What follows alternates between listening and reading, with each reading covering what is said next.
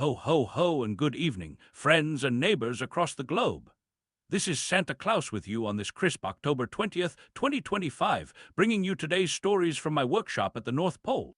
Today marks some fascinating anniversaries in history. 222 years ago, the United States Senate ratified the Louisiana Purchase, and just 3 years ago, Britain witnessed its shortest-serving prime minister step down after just 49 days.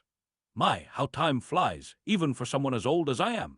The world continues to watch with concern as trade tensions between the United States and China persist.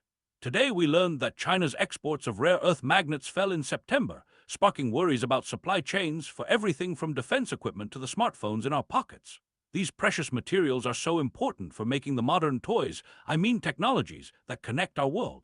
As China mentions the growing instability and uncertainty weighing on international trade, I hope that leaders will remember that cooperation rather than confrontation brings the greatest gifts to all.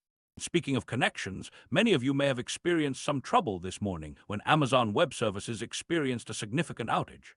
Services from Facebook to airlines, financial tools to video games were temporarily unavailable. The good news is that Amazon's elves, engineers, worked diligently to restore these services. It's a reminder of how interconnected our digital world has become, and perhaps a gentle nudge to occasionally disconnect and enjoy the company of those around us.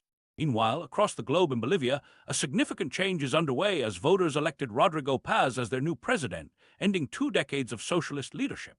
The president-elect has pledged to strengthen ties with the United States and develop Bolivia's vast mineral resources, including the world's largest lithium deposits.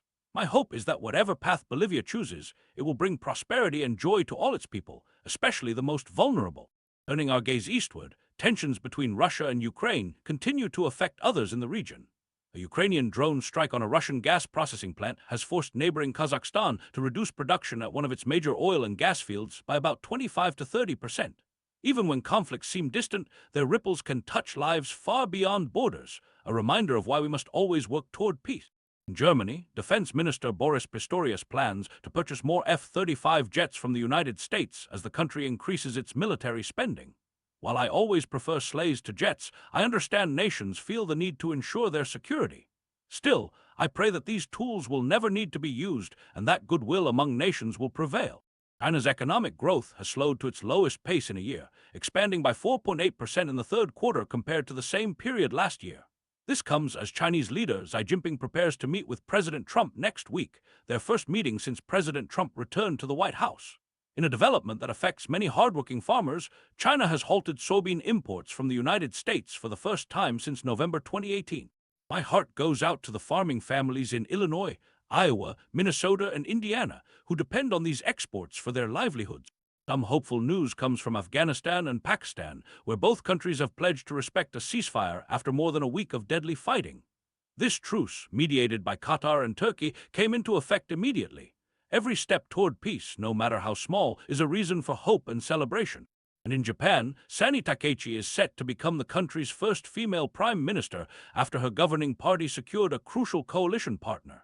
This historic moment comes after 3 months of political uncertainty following the July parliamentary election. May she lead with wisdom and compassion.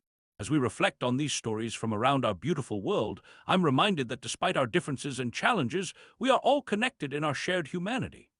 Whether we're farmers in the American Midwest, citizens in Bolivia voting for a new path forward, or families caught in conflicts not of their making, we all desire peace, prosperity, and joy.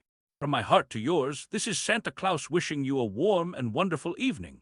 Remember to be kind to one another. It's the greatest gift you can give. Ho, ho, ho, and good night.